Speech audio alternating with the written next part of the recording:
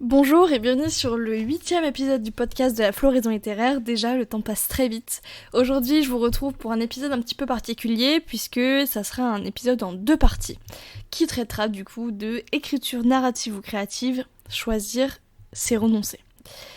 Depuis le début de la floraison littéraire, en fait, je me rends compte que je suis toujours en train d'essayer de trancher, d'essayer de prendre un parti autour de l'écriture. Le parti est le suivant, c'est-à-dire de réussir à choisir entre des propositions d'écriture narrative et des propositions d'écriture créative.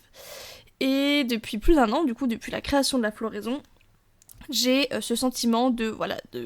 nager un petit peu entre les deux et de pendant une période de 3-4 mois choisir l'un, puis après choisir l'autre, puis après revenir à l'un, revenir à l'autre. Et récemment, je me suis dit que finalement, si je n'arrivais pas à faire un choix, c'est peut-être que les deux pouvaient se lier ensemble. Et c'est pour ça qu'aujourd'hui, j'avais envie de créer un épisode en 2 parties, que je vais essayer de faire pas trop long. Je sais qu'à chaque fois je dis ça, mais là j'essaie vraiment de faire en sorte que l'épisode fasse moins de 30 minutes, où je vous évoquerai mon contact avec ces 2 parties de l'écriture, ces 2 parties de l'écriture qui sont partie prenante de ma vie, de mon quotidien et de ma relation avec ma créativité. Et aujourd'hui, comme vous avez pu le deviner du coup dans le titre de ce podcast, je m'attaquerai du coup en premier lieu à la question de l'écriture narrative, c'est-à-dire qu'est-ce que j'entends par écriture narrative, quel est son impact sur ma créativité, sur ma passion, sur mon histoire créative, et pourquoi je pense que souvent elle nous effraie, et pourquoi peut-être j'ai eu autant de mal depuis 1 an à l'inclure dans mes ateliers, dans mes interventions auprès de vous, alors que selon moi elle fait réellement partie et elle a toute une importance dans le recontact créatif. Alors, tout d'abord, par où commencer ? Succinctement, j'ai pas été très originale parce que l'écriture narrative, c'est un petit peu grâce à elle que j'ai débuté mon voyage auprès de l'écriture. C'est-à-dire que si vous avez écouté d'autres épisodes du podcast ou que vous connaissez un petit peu mon histoire et que vous connaissez un petit peu l'histoire de la floraison littéraire, j'ai découvert ma passion pour l'écriture lorsque j'étais plus jeune, lorsque j'étais même assez jeune, je pense autour de mes 8 ans, où j'écrivais beaucoup d'histoires imaginaires, beaucoup d'histoires fictives. Je me souviens à l'école que je me faisais toujours un petit peu enguirlander lors des demandes de rédaction des professeurs parce que j'écrivais beaucoup plus que ce qui était nécessaire, mais j'ai toujours aimé ça, me laisser guider par l'inspiration, me laisser guider par les idées sur quelque chose d'imaginaire et de fictif parce que ça me permettait de m'évader, ça me permettait de nourrir mon imagination en tant qu'enfant, ça me permettait de nourrir mon besoin de raconter et mon besoin de me raconter peut-être aussi à travers les textes que j'écrivais, et je reviendrai sur ce point-là plus tard, mais en tout cas, j'ai découvert l'écriture grâce à l'écriture de fiction. C'est-à-dire que souvent, quand je parle avec vous, quand je parle avec certaines participants de mes ateliers, souvent quand je vous demande comment vous avez trouvé ce contact auprès de l'écriture, on a soit cette notion de l'enfance, ou en tout cas de la jeunesse, où vous écriviez beaucoup, pareil, des textes de fiction, etc. Soit, au contraire, c'est une passion, ou en tout cas un contact créatif que vous avez trouvé lors de votre vie adulte, et là on va peut-être davantage se baser sur l'écriture créative, donc c'est-à-dire de l'écriture qui n'est pas forcément l'écriture de fiction, mais plutôt de l'écriture de développement personnel. Moi, pour ma part, c'est arrivé très tôt dans ma vie, et c'est arrivé grâce à l'écriture narrative, c'est-à-dire que je pense, après je suis pas médium, mais en tout cas je peux faire l'hypothèse que si je n'avais pas découvert l'écriture narrative plus tôt dans ma vie, je n'aurais sûrement pas découvert l'écriture créative non plus, et j'aurais sûrement peut-être trouvé un autre moyen de libérer ma créativité, mais en tout cas pas par l'écriture. Qu'est-ce que j'entends par écriture narrative ? Parce que ces 2 termes, ils sont écriture narrative et écriture créative, ça reste quand même 2 termes qui sont assez synonymes si on regarde les grandes lignes. L'écriture narrative, c'est le fait de raconter une histoire, une suite d'événements, une suite de faits. L'écriture narrative, ça regroupe énormément de projets d'écriture. Moi, aujourd'hui, je vais me baser sur ma propre expérience auprès de l'écriture narrative, que ce soit depuis mes 8-10 ans jusqu'à encore aujourd'hui. C'est-à-dire que je vais me baser sur les projets romanesque. Donc je vais me baser sur les romans puisque c'est ce que j'aime écrire en dehors de l'écriture créative et en dehors de la création de mes ateliers et de mes interventions en atelier auprès de vous. Je suis une fervente écrivaine, entre guillemets, amatrice, si on peut dire ça, dans le sens où, voilà, vous pouvez pas encore retrouver mes écrits édités ou quoi que ce soit. Peut-être qu'un jour ça viendra, je me le souhaite. En tout cas, si je suis toujours dans cette optique de partager mes textes dans quelques années, mais l'écriture narrative, c'est le fait, voilà, généralement c'est plutôt, je vais mettre des grosses guillemets parce que ça reste très large, mais on va dire que c'est plutôt de l'écriture de fiction. Mais ça peut très bien être des nouvelles, des scénarios, etc., etc. Moi, en l'occurrence, je me suis toujours tournée vers le format de roman parce que c'est premièrement ce qui m'attirait toujours le plus. C'est ce qui répondait à mon besoin constant d'imagination. J'étais une enfant quand même assez créative, si je peux le dire, même si on en reparlera. Hein. Enfin, je vous en ai déjà parlé dans d'autres épisodes, mais le fait d'être créatif, on est tous créatifs, mais en tout cas moi, mon besoin d'imagination et de création était assez prépondérant dans mon quotidien quand j'étais plus jeune, mon besoin d'inspiration aussi, et le format du roman me permettait d'être, entre guillemets, maître de mon projet créatif sur un long terme, parce que j'ai toujours eu besoin, et ça rejoindra un point prochain aussi, mais j'ai toujours eu besoin de m'engager dans des projets assez longs. C'est-à-dire, alors après, long tout est relatif, mais disons que quand je m'engage dans un projet, j'aime bien me dire que ça va me prendre au minimum plusieurs semaines. Parce que ça me permet de prendre mon temps, ça me permet de prendre le temps d'aller récolter des informations, de rentrer dans le vif du sujet et par exemple de préparer l'atelier ou de préparer le plan de mon roman. Et ça, sur le long terme, c'est quelque chose que j'aime beaucoup. Pourquoi j'ai toujours été aussi plus attirée par l'écriture narrative dans un premier lieu que par l'écriture créative, c'est aussi parce que en tant qu'enfant, et même encore maintenant et en tant qu'adolescente, j'aimais prêter mes idées, mes sentiments, mes besoins à un personnage extérieur, ou en tout cas à une situation extérieure qui plus est fictive, qui me permettait finalement de répondre à des thématiques, à des questionnements personnels, sans avoir besoin de les traiter par moi-même. C'est-à-dire que j'avais envie d'avoir des réponses sur une question, j'avais envie de traiter d'une thématique sans forcément l'aborder sous mon propre point de vue, et je pouvais l'aborder sous une intrigue de fiction, sous des personnages, sous des traits de caractère de personnages, et ça me permettait de partager ces sentiments, d'extérioriser des émotions, des sentiments, mais peut-être de manière moins consciente que sous des exercices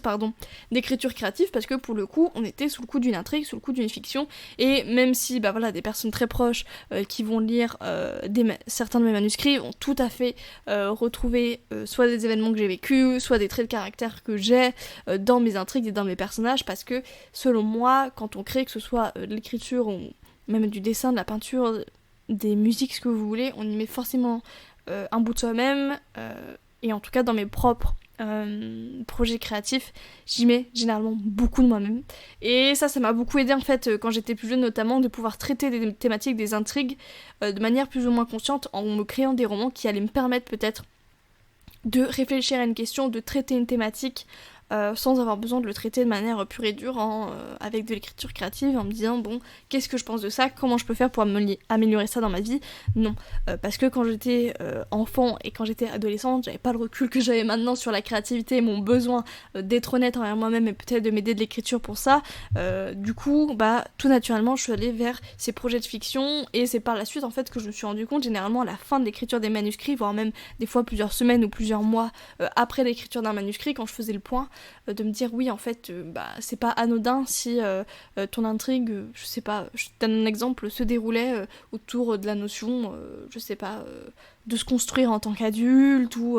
de répondre à des objectifs en tant qu'adulte, parce que à ce moment-là dans ma vie j'étais dans ces questionnements aussi, et que du coup l'écriture de fiction, l'écriture narrative m'a vraiment permis de pouvoir emprunter des personnages, de pouvoir emprunter des lieux, des histoires pour me permettre de répondre à ces questions-là. Voilà, donc c'est-à-dire que j'ai été attirée plus naturellement vers l'écriture narrative parce que je me rendais compte que finalement ça m'aidait de manière inconsciente à avancer dans la vie et à répondre à des questions diverses. Également, pourquoi j'ai été plus attirée vers l'écriture narrative que créative dans un premier temps, comme je vous le disais, pour répondre à un besoin de projet concret et durable dans le temps. C'est-à-dire que l'écriture narrative, si vous êtes sur l'écriture d'une nouvelle, d'un roman, d'un recueil de poèmes, peu importe, on va quand même partir du principe que ça va vous prendre un petit peu de temps, ou en tout cas ça va vous prendre plus que une journée à faire. C'est-à-dire que un roman, ça peut prendre plusieurs semaines, plusieurs mois, même une année. Moi, mon roman, le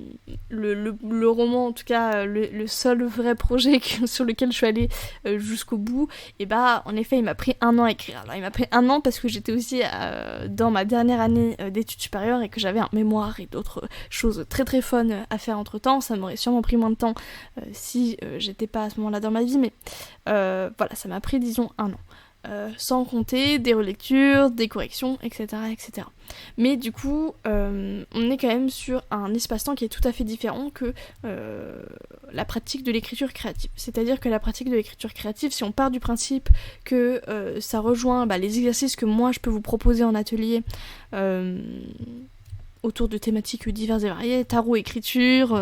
les chakras que je vous propose en ce moment autour des chakras, ça reste des exercices qui peuvent être facilement finalisés en 20-30 minutes. Après, ce qui est bien avec l'écriture créative, c'est que tout est mouvant. Donc je peux très bien vous donner un exercice que vous faites en 10 minutes et vous redonner le même que vous pouvez faire à votre rythme en 40 minutes, 1 heure. Mais l'écriture créative, disons les exercices d'écriture créative vont davantage être pensé pour une période plus courte que des projets d'écriture narrative. Et c'est vrai que de manière personnelle, j'ai besoin d'avoir un contact avec un projet durable dans le temps. Durable en termes de réalisation. C'est-à-dire que ça va répondre en fait au dernier point, enfin à l'avant-dernier point de cette partie du podcast, mais si j'ai besoin de l'écriture narrative dans ma vie et d'un projet à long terme, en tout cas durable dans le temps, même si évidemment il va avoir une fin, le but c'est pas d'écrire un roman pendant 10-15 ans, au bout d'un moment j'ai, et vous aurez sûrement besoin aussi de passer à autre chose et d'élaborer sur un autre sujet, mais si j'ai besoin de cette durabilité, c'est parce que l'écriture narrative va venir aussi répondre à 2 besoins très importants chez moi, et ça c'est des besoins tout à fait personnels, ce sont mes besoins de sécurité et de stabilité. Si vous ne le savez pas, je pense que vous en êtes douté, si j'ai créé la floraison littéraire, si je crée ces ateliers, si j'évoque telle ou telle thématique, c'est parce que c'est des thématiques qui moi également me parlent, que j'ai pu moi-même vivre ou évoquer au sein de ma vie, de mon quotidien, mais évidemment, j'ai moi aussi répondu à mes propres besoins dans un premier temps auprès de l'écriture, j'ai répondu à mes peurs auprès de l'écriture, et en tout cas 2 besoins très primordiaux chez moi, et si vous me connaissez, si vous avez vécu des ateliers auprès de moi, vous le savez sûrement, c'est que j'ai vraiment besoin de sécurité et de stabilité. Mais justement, en fait,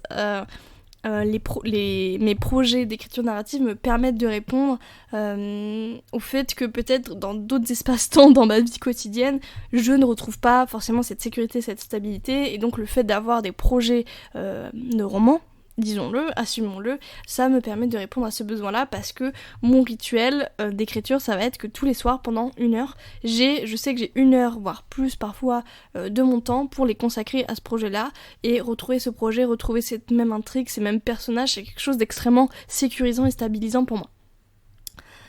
Et enfin, si je tiens autant à l'écriture narrative, c'est également parce que c'est vers elle, et vous en serez douté dans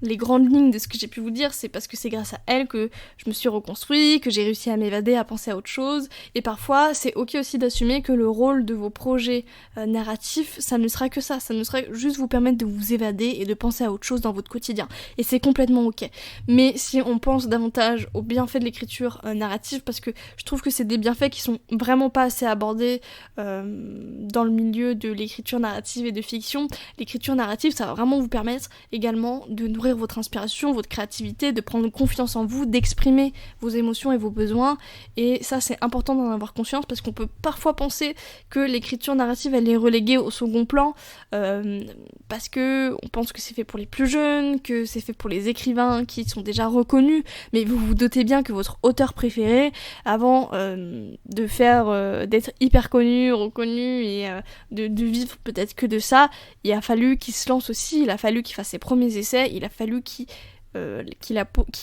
ose en fait dépasser cette peur-là. Donc soyez bien conscient que même si l'écriture créative est peut-être davantage en vogue en ce moment autour du développement personnel, l'écriture narrative, elle n'est pas uniquement là pour répondre à votre besoin d'écrire des choses fictives. Elle va venir également beaucoup vous apporter sur le long terme. Pourquoi je n'aborde pas l'écriture narrative au sein de mes ateliers ? Vous entrez douter avec, déjà pour toutes les raisons que je vous ai évoquées auparavant, mais aussi parce que l'écriture narrative, elle demande du temps, de l'investissement, et généralement quand vous venez pour la première fois ou pour les premières fois au sein de mes ateliers, ça me paraît un petit peu rude d'évoquer un projet narratif, d'évoquer l'écriture narrative qui va vous demander beaucoup d'investissement, beaucoup de temps, parce que généralement si vous venez me voir, c'est que justement vous avez perdu ce contact créatif, et que parfois l'atelier auquel vous avez participé, ça va être votre seule porte créative, peut-être de la semaine ou du mois. Donc ça me paraît un petit peu compliqué en premier lieu. Et si, parce que la forme des ateliers que je vous offre actuellement avec la floraison littéraire est à mon sens pas très très propice pour faire naître un contact autour de l'écriture narrative. C'est-à-dire que des ateliers de 2 heures que vous vivrez selon vos disponibilités et vos besoins, peut-être disons une fois tous les 3 mois, ça me paraît quand même assez peu. Notamment autour de ces adolescents que j'accompagne depuis la rentrée autour d'un projet de roman et sur lequel on se voit une fois par semaine pendant 1h30, ça me paraît déjà extrêmement peu pour les accompagner comme j'aimerais les accompagner si j'avais le temps, si on avait le temps tous ensemble. Alors m'imaginer vous voir de manière assez aléatoire 2 heures par trimestre, ça me paraît vraiment peu pour de l'écriture narrative qui au contraire va vous demander une certaine ritualisation, un certain engagement, etc. Et enfin, la dernière raison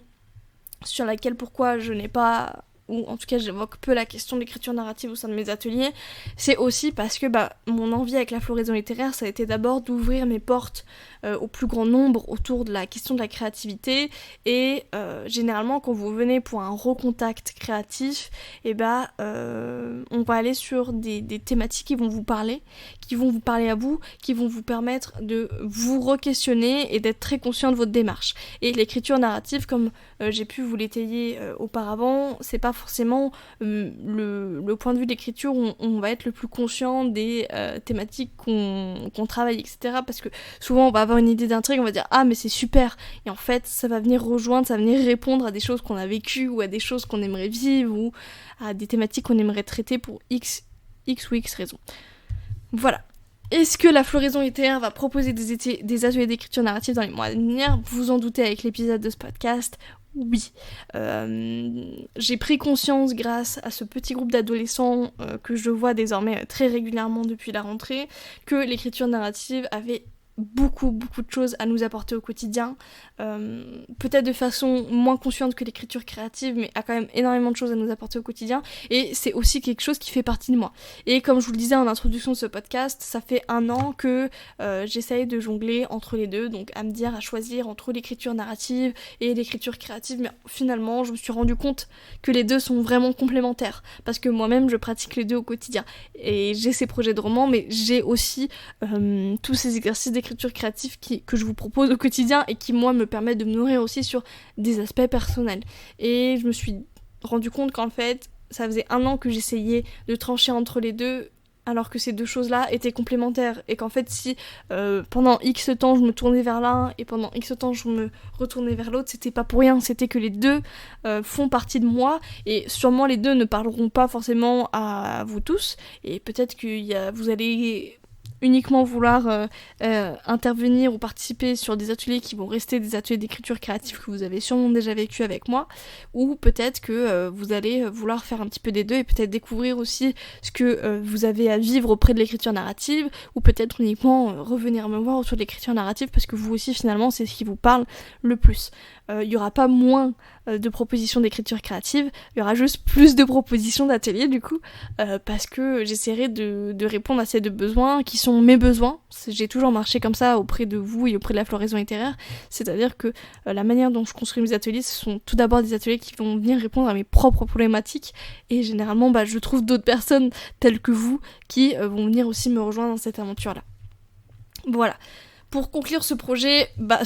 pas du tout, je commence déjà à penser à mes projets futurs, mais pour conclure plutôt cet épisode de podcast, si t'as envie de te lancer dans l'écriture narrative, voici 3 conseils qui pourront peut-être t'aider à te lancer. Le premier conseil, ça serait de ne pas laisser la peur et l'échec, ou bien même le syndrome de l'imposteur dicter ton projet. Fais-toi confiance, ça fait tout aussi peur que se lancer dans le recontact de sa créativité, mais c'est tout aussi, je trouve, apprenant et inspirant de réussir à se lancer. Ne te pense pas incapable ou ridicule, c'est ce que j'ai évoqué auparavant, même tes auteurs favoris, ils ont tous débuté quelque part. Même si ce que t'écris et les premières phases que tu relis de ce que t'as écrit te paraissent extrêmement nuls ou quoi que ce soit, continue, persévère, continue de t'améliorer. On a tous débuté quelque part en fait, que ce soit dans l'écriture, que ce soit dans le dessin, que ce soit dans la cuisine. Je pense que la première fois où t'as fait des pâtes, c'était pas forcément la fois où elles étaient les meilleures.